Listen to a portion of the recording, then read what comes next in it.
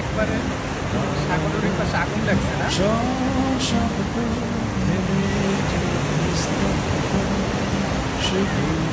তখন আমরা এখন কোথায়? পাতং বিচ কোথায় এটা? থাইল্যান্ডের কোথায়? না, ফুকেট। তার মানে আমরা এখন ফুকেটের পাতং বিচ এরিয়াতে আছি না?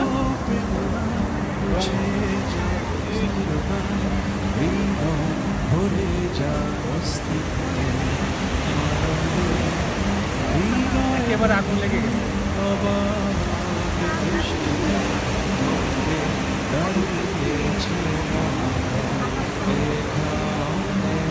এত সুন্দর, মনে হয় তাকায় থাকতে ইচ্ছে করে।